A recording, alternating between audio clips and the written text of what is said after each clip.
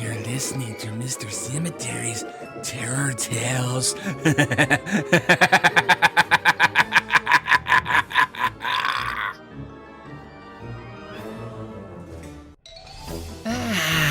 Welcome back, foolish mortals. I see you're ready for tonight's Terror Tale. Well, come in and sit down as I tell you about a boy who takes a ride on a strange bus and gets the fright of his life. And I call this one the Crazy Bus. Enjoy.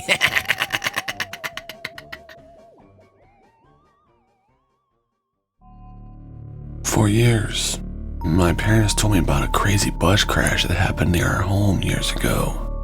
One morning, just days before I was born, my mother had been out in the garden plucking weeds when she heard a horrible noise. It was a series of high-pitched screams, then sound of screeching tires, followed by a tremendous crash. All the people in the area rushed out of their homes to see what was going on. Down at the bottom of Old Coach Road, they found black tire marks leading to a nearby cliff. When they rushed to the cliff's edge, they saw the wreckage of the bus down below. It had apparently driven straight off the cliff and crashed on the jagged rocks at the bottom. The people ran down to where the smoking wreckage was laying in an effort to help the survivors. They were horrified when they discovered that it was a local school bus and all the passengers on board were their own children. The bodies of the dead kids lay tangled and twisted in the metal. Some had been thrown out of the bus as it fell, and their bodies smashed against the rocks, killing them on impact. Others had been decapitated by flying glass and shards of metal inside that bus. The parents were screaming and crying as they found the mangled remains of their sons and daughters in the charred wreckage. When the ambulance and fire department arrived, they found no survivors, and every single child on the bus had been killed in the crash. It was the most horrific disaster the area had ever experienced. In one horrible moment, an entire generation had been wiped out. The parents of the dead children were inconsolable. And a few days later, a huge funeral was held for all the kids who perished. Some people came from miles around to pay their respects and share in the grief. Almost every family in the area lost a child in the accident. Some had even lost 2 or 3. Almost 40 small coffins were lowered into the ground that day. An investigation was held shortly afterwards, and the police got into the bottom of what happened. They finally determined who was to blame for causing this terrible crash. It seems that a mental patient from a local sane asylum had escaped the night before. He had broken into the bus station and stolen the driver's uniform. That night, he laid in wait until the bus station doors were unlocked. Then, he crept aboard the school bus and drove right out the gates without alerting anyone. That morning, he drove the school bus around the countryside, picking up all the unsuspecting kids who were waiting by the roadside on their way to school. He was dressed in the bus driver's uniform, so nobody suspected a thing. Once he had collected every kid on the route, the mental patient floored the accelerator and drove off the cliff. The people in our area never forgot about the terrible accident that the escaped mental patient caused. When I was growing up, there were not many children to play with. Most had been killed by the crazy bus crash. The only kids that survived were the ones that were too young to attend school at the time. And the story I'm about to tell you happened when I was 13 years old. My parents allowed me to go to the movies at the theater in town, and I met a bunch of friends and we had a great time watching the movie. Afterwards, we lost track of time and it was very late by the time we decided to go home. And I must have been waiting at the bus stop for half an hour before I realized that I had missed the late bus. Cursing myself for being so careless, I wondered how I would manage to get home. But it wasn't that far to walk, perhaps maybe a mile or 2. But the roads were treacherous at night because, in our area, there were no street lamps to light the way. A lot of people had been hit by cars as they walked into the darkness. And I found the payphone and called home. My mom answered and I told her I missed the late bus. She began to panic, telling me that my father was out and he had taken the car with him. She wouldn't be able to pick me up, and I told her I'd just walk home. but she begged me not to, saying that the roads were too dangerous at night. Even worse, it was beginning to snow, which meant that even if a car did manage to see me in the dark, they probably wouldn't have time to brake before it hit me. She said she would try to contact our neighbors to see if they would be able to drive in town to pick me up. And after I hung up the phone, I began to get impatient. Eventually, I decided the only thing I could do was walk home by myself.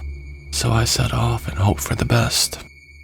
I was walking along the lone country road in the complete darkness, trying not to tip over a pothole or fall into a ditch, when I saw headlights coming from over the hill behind me. Whether it was a car or a bus, it was coming very fast. As it drew nearer, I could make out the outlines of the vehicle. It appeared to be a bus, and my only hope was that the driver would be able to see me in the darkness and stop for me. It came around the bend of the road and bathed me with bright white light. Headlights blazed through the darkness like a pair of fiery meteors. And I jumped to the side of the road and waved my hands, but the bus passed me at full speed. For a moment, I feared that I had missed it. But I heard the screech of brakes, and the bus stopped at a short distance ahead of me. I ran as fast as I could, and I came up to it just as the door swung open. As soon as I stepped in, the door shut behind me and the driver took off again at full speed. The bus was so dark inside, but as my eyes began to adjust, I could see that it was almost full, despite the fact that it was so late at night. And I found a vacant seat and sat down, resting my weary legs. The atmosphere of the bus seemed so cold, colder, if possible, than the outside, and there was a strange smell. I looked around at the other passengers. They were all silent. They did not seem to be asleep, but each of them stared straight ahead. The deathly quiet was unsettling, and the smell became quickly unbearable. I felt too ill to say anything at all. The icy coldness inside the bus chilled me to the bone, and that strange smell was making me sick. Shivering from head to foot, I turned to the young boy beside me and asked if I could open the window. He didn't answer. He didn't even blink. I repeated the question louder. I still got no answer. When I could no longer stand the stench, I reached across and tried to open the window myself, but the latch broke off in my hand. It was then that I realized that the window was covered in cobwebs and mildew. In fact, every part of this bus seemed to be in terrible shape, almost decaying. The leather seats were crusted with mold, and the floor was literally rotting and breaking away beneath my feet. I turned to the boy beside me again and asked, "What is wrong with this bus?" Without a word, he turned his head slowly and looked me in the face, and I will never forget the look as long as I lived. My heart turned cold and all the blood drained from my face. His eyes were wide, it seemed as if they were popping out of his head. His face was as pale and leathery as a corpse. His bloodless lips were drawn back, showing big, yellow teeth. The words that I was about to utter died upon my lips, and the dreadful feeling of horror came over me. I became aware that everyone on the bus was staring straight at me with that same ghastly look on their faces. Their awful faces were covered in rotting flesh, and their clothes were covered in dirt. And only their eyes, their terrible eyes, were living, and those eyes were all staring at me. A shriek of terror burst from my lips as I ran down the aisle, threw myself against the door, and tried to open it. In that single instant, as the bus door swung open, I heard a mighty crash as the bus rocked, like a ship in a storm at sea. Then I heard many voices, children's voices, all screaming in unison, and I felt a crushing pain before everything went black. It seemed as if I had been unconscious for days. When I woke up and found my mom, she was by my bedside. She told me I had fallen over the cliff near Old Coach Road. The only reason I hadn't been killed was that I landed on a deep snowdrift that had accumulated on the rocks beneath. I was discovered at daybreak by a local farmer who carried me to the nearest hospital. They said I had 2 broken legs and a broken arm and a deep cut on my forehead. The place where I fell, my mom told me, was the same exact spot that the horrible bus crash had happened 13 years before. Now, you can believe what you want. Some people may call me a liar, and others will say I'm just crazy, but I know that 13 years ago, days before I was born, and I was a passenger in that crazy bus crash.